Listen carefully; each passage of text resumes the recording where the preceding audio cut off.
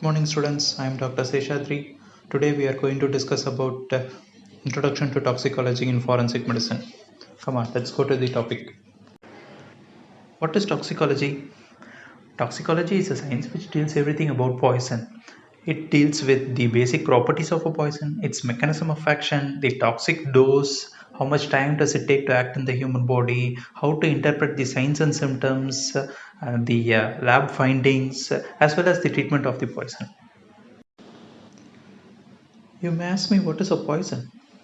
A poison is any substance, either it may be a solid, liquid, or a gas, which, if introduced in the living body or brought in contact with it, may produce ill health or even death. There is another term called toxinology.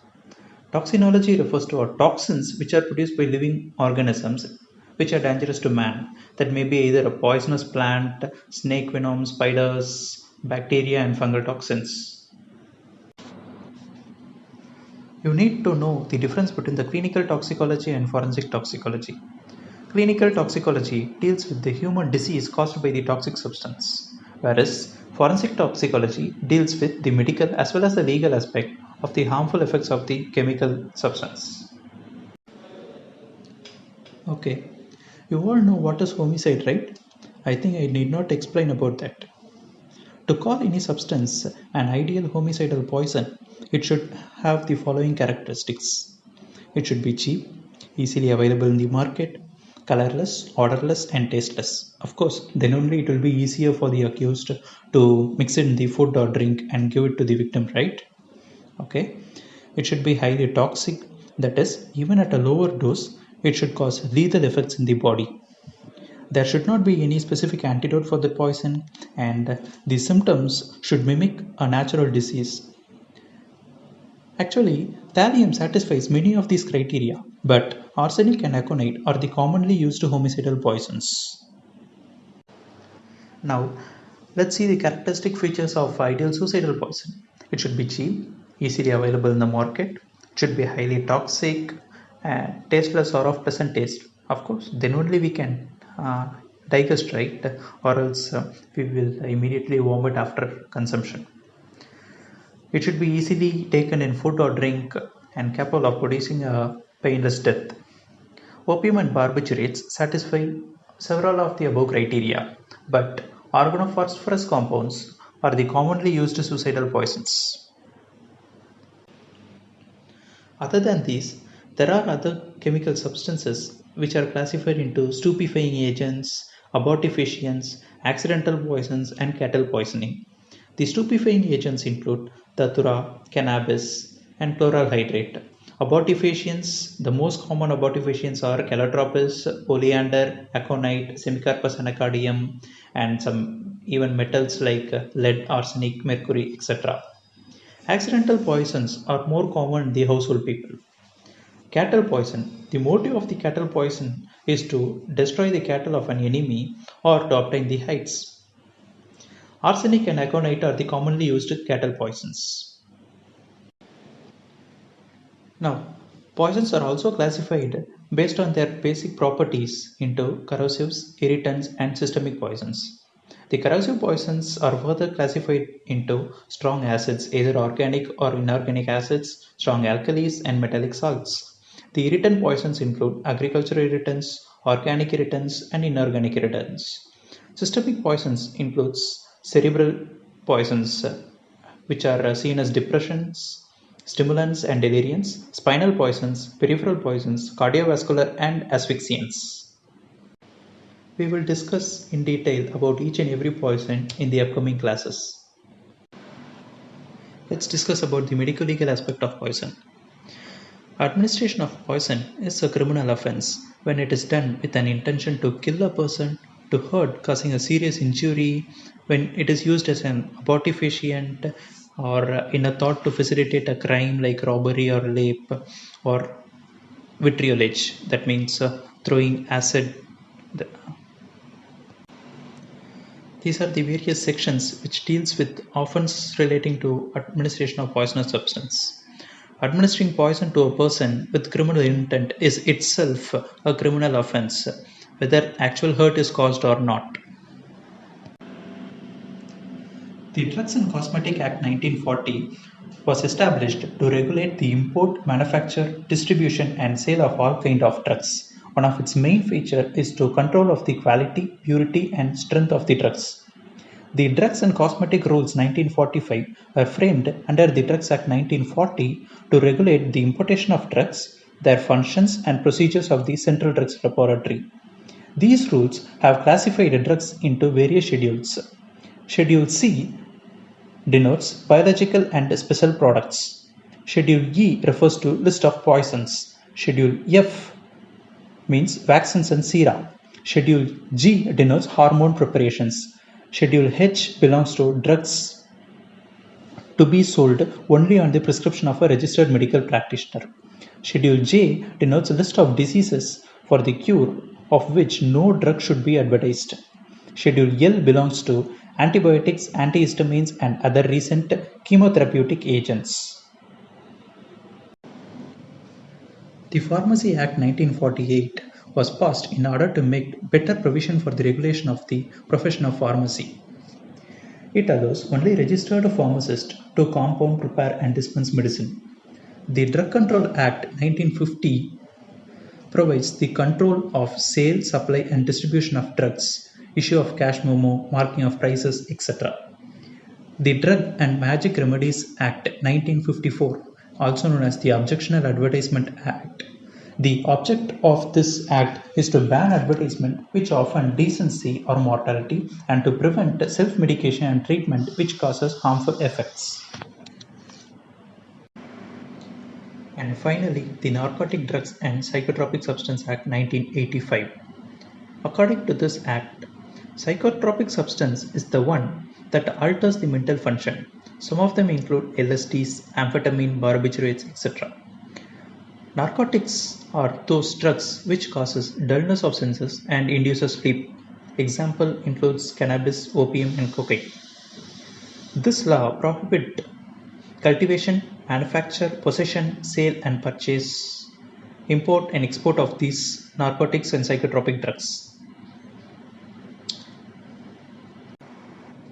Now let's move to the important part of the session, that is diagnosis of poisoning. If a person has consumed a poison and he is alive, we may suspect him to be ingested with poison if he has the following features. There is sudden onset of symptom in an apparently healthy individual. The symptoms appear immediately or within a short period of time after intake of food or drink, and the symptoms are uniform in character and rapidly increasing in severity. We may also suspect if a group of people are having or consuming a food or a drink at the same time and all of them have same symptoms, then we may suspect that the people have consumed a food or a drink that is contaminated with the poison. The discovery of poison in food taken in the vomit or in the excreta is a strong proof of poisoning. So, what are the symptoms of poisoning? The symptoms include sudden onset of nausea, vomiting, diarrhea, abdominal pain, or onset of coma with constriction of pupil, or delirium with dilated pupils, or a sudden onset of convulsion after intake of a drug or food contaminated with poison, or they may develop a paralysis, usually a lower motor neuron type of paralysis. If it affects the liver, they may present with jaundice and hepatocellular failure. If it affects the kidney, they may present with oliguria, proteinuria, and hematuria. If it affects the respiratory and the cardiovascular system, they may present with persistent cyanosis, etc. So, what are the samples to be collected in poisoning? If a patient is assumed to have consumed a poison, what we will do?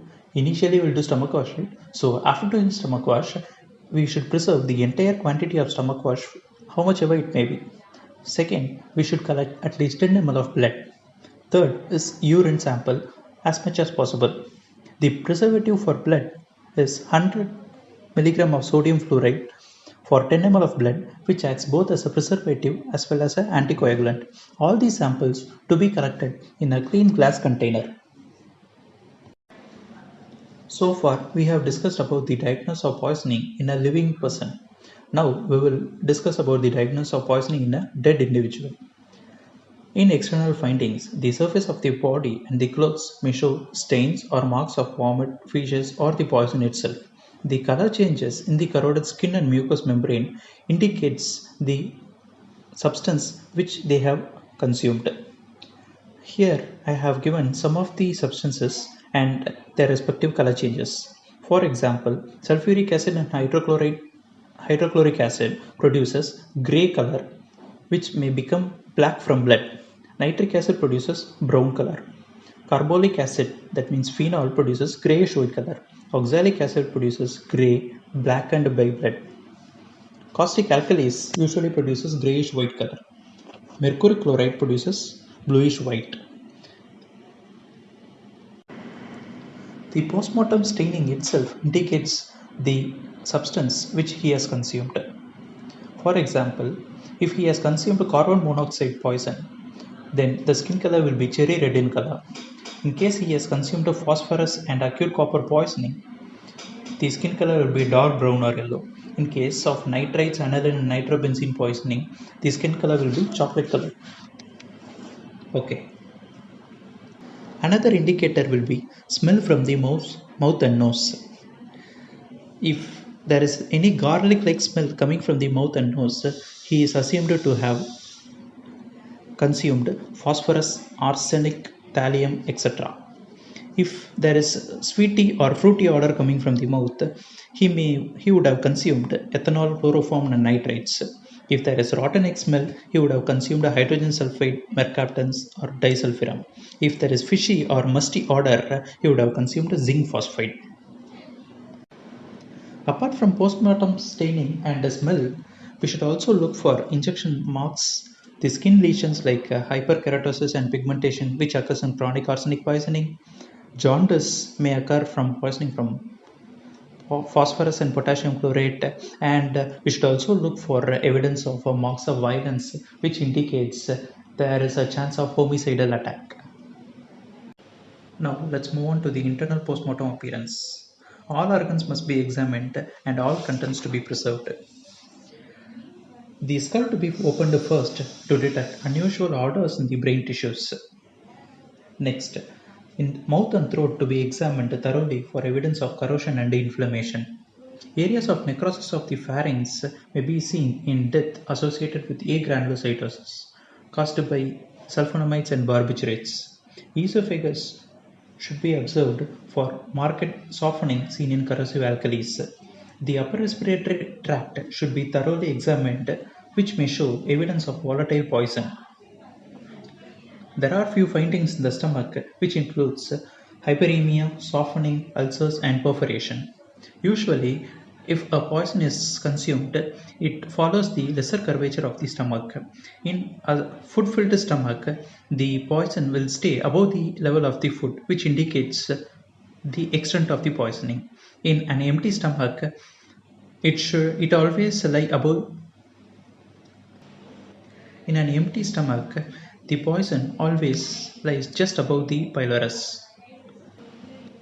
Perforation is occasionally observed when the strong mineral acids have been taken, especially sulfuric acid. In duodenum and intestine, a strong acid reaction is of greater significance.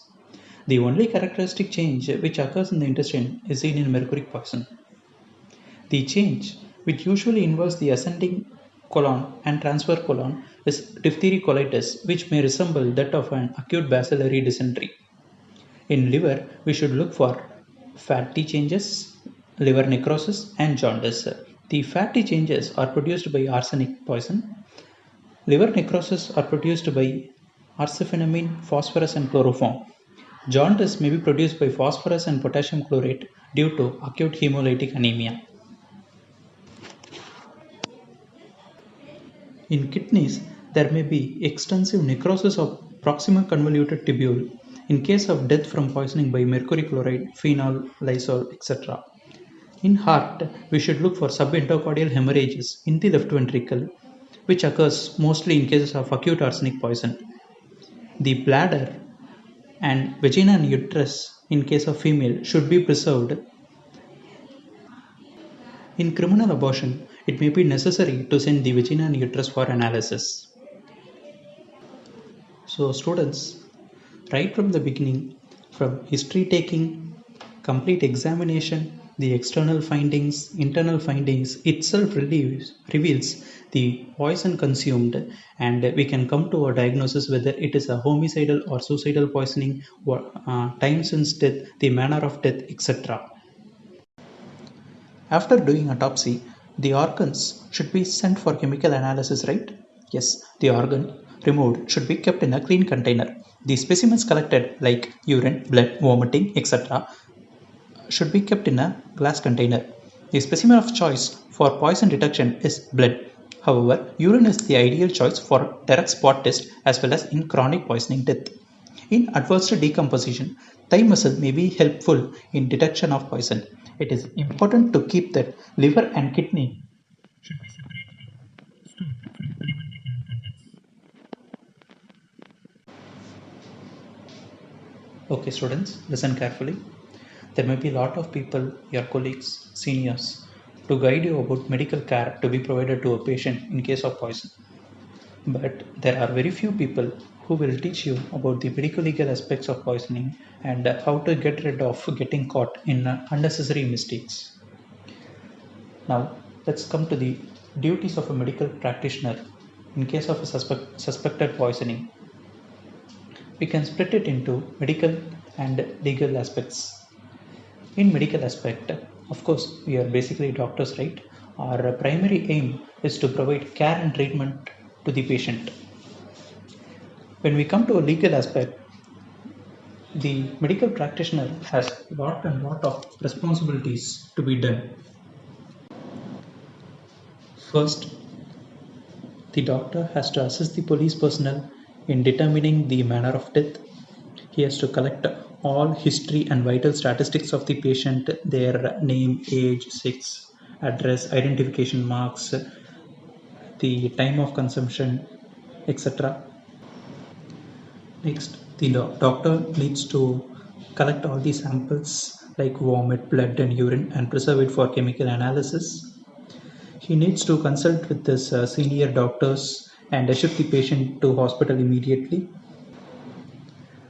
Any suspected articles of food, empty bottles, capsule, paper packets lying around should be collected and preserved. In case of suspected homicidal poison, the doctor must confirm his suspicion before expressing an opinion.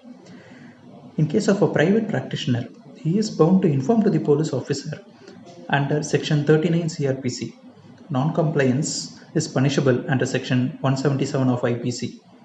In case of suicidal poison, the doctor is not bound to inform to the police since Section 309 IPC is not included in the section of IPC for which information has to be given under Section 39 of CRPC.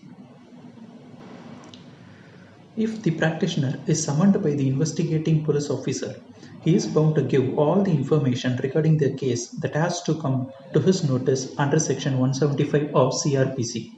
If he conceals the information, he is liable to be prosecuted under Section 202 IPC. If he gives false information also, he is liable to be prosecuted under Section 193 of IPC.